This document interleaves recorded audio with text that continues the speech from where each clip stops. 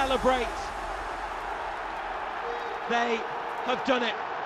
Hi everyone, welcome back to Evermore YouTube channel. It's Chris back with the Aftermath. This is the show we do after the instant post-match reaction to Newcastle United's last game, which happened to be a winning game against Chelsea in the Champions League shootout at St James's Park. I've had time to think, sleep, recoup, look at the key moments of the games, consume some content, and I'm going to come back with some hopefully clearer thoughts than I did in the instant post-match, which is always quite reactionary. But I've got to start with praising Eddie Howe's tactics in this game. Eddie's tactics have been up for criticism this season, and rightly so at times.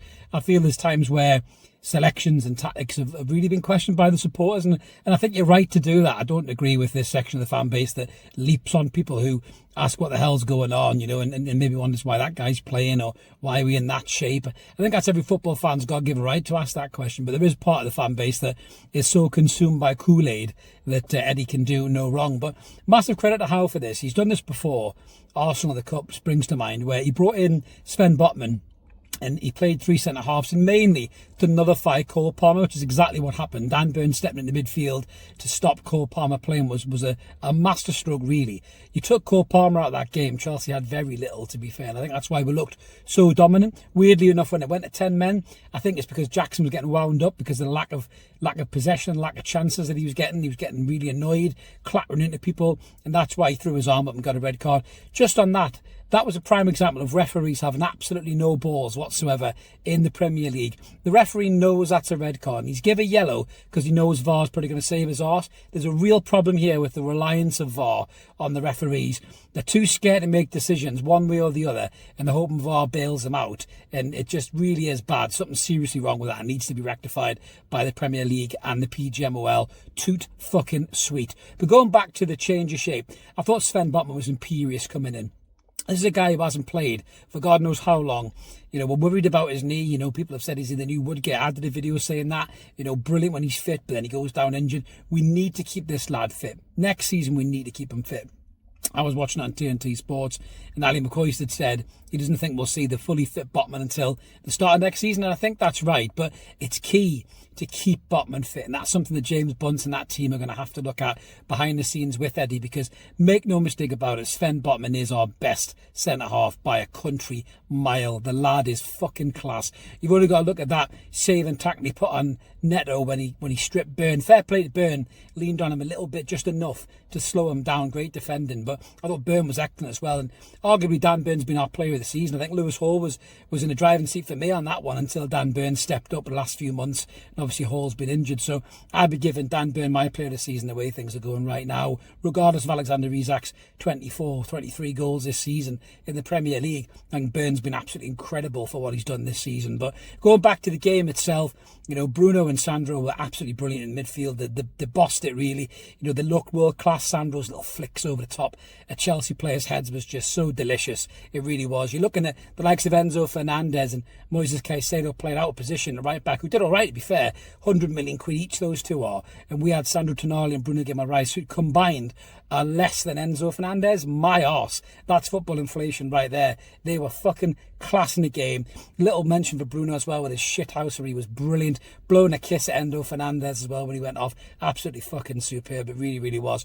But back to the game itself. It was a little bit nervy at times. We let Chelsea back into the game. I think the crowd reflected that. Huge respect to the crowd for getting up for that at 12 o'clock on a Sunday. That's an awful kick-off time.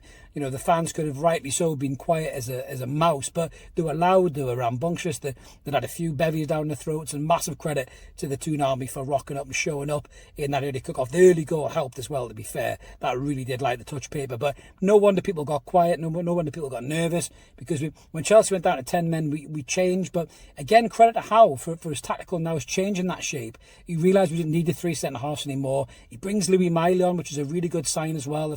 Where Louis Miley sits in the pecking order, certainly not a good sign for Sean Longstaff. I definitely think he'll be away in the summer. But Louis came in, he maybe struggled getting into the game, but his job was to shadow Cole Palmer. But then he started to get into it, move forward, some nice link-up play with Barnes and Tino. And that showed. Louis' versatility as well to play on the left-hand side of that midfield. I know some people think he can't, but he certainly can, in my opinion. I think he's an excellent player. But overall, it was a great result, a massive result. And where does it leave Newcastle? Well, we need one more win out of these 2 games. And if you're looking at them on paper, arguably you're saying Everton at home is the one. You're probably hedging your bets more on a win, but we have got Arsenal's number this season. We really have pissed these lot off on numerous occasions. We'll do the preview for Arsenal this week, but I'd be shocked if Eddie doesn't go with the same formation. I think that might have been a reason why he took Sven Botman off so early as well. Precautionary, I think he said in his post-match conversation, to keep Sven fit for Arsenal at the weekend. But Newcastle United are massive in the driving seat here. Forest draw's not helped them at all. Obviously, Villa got that narrow victory as well. But for Newcastle having these last 2 games, being on 66 points, we only need 69. One more win out of these 2 games, and I think we can do it. I massively do. I think those 2 games on paper, we could even get a point against Arsenal, to be fair. And I really do think that we'll get the win against Everton in the last game of the season, which hopefully I will be at as well. But unbelievable position for Newcastle to be in. The top 5 gets Champions League. We're third with 2 games to go. We couldn't ask to be in a better position, especially with a home game on the cards. A little shout out for Nick Pope as well. Some great saves in that game. Maybe the talk of Pope's demise was a little bit premature. I can see Pope maybe getting another season at number 1. I don't know whether we'll kick that can down the road for a little bit and then maybe look at other key areas like right centre half and right wing. But yeah, I think Pope started to look a little bit more like the Pope we know and love since the cup final. So that's a good sign as well. But remains to see what happens in the summer. But Newcastle United could effectively finish second in this Premier League, which is fucking incredible, to be honest with you, given where the season was, a few months ago. Just shows you how football can change. They've been absolutely outstanding in terms of form towards the last furlong of the season. And Newcastle could finish second without spending in the last 3 transfer windows, being hamstrung by PSR and FFP, which were not this summer. So we should address key areas, and we'll talk about this in the end of season review after the Everton game, after the final game of the season. But it's a really exciting time. If Newcastle can secure Champions League, which I think they can do with these last 2 fixtures, we could really go and get some top quality additions this summer. And if we finish second, who's to say we can't mount a title challenge next season, which would be unbelievable. Talk about uncharted territory. Winning the cup was mad enough. Pushing for the title again, my word. I'm back in the entertainers era all over again. But let us know in the comments below what you thought about the game. Do you agree with those points? Do you think we'll go with the same formation as well? Were you happy with what you saw? Any concerns? Let us know. And who would you go for in the summer to help enhance this squad? There's probably 2 or 3 key positions that I think we need to sort out. Let us know who you'd go for first in the comments. We always like to hear from you. Like and subscribe. Keep it ever more, guys. We'll be back this week with some more content. As you can tell, the man flu is firmly buggering off. I sound a lot better than I did last week. And we'll be back at it this week in the lead up to Arsenal. Have a belt. Enjoy the sunshine wherever you are. And we'll catch you later. Cheers.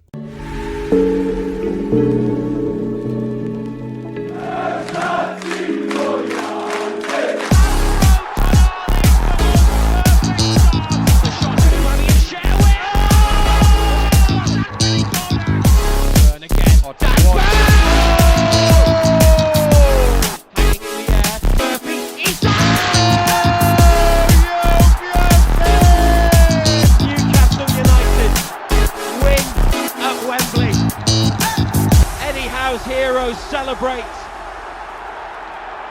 They have done it.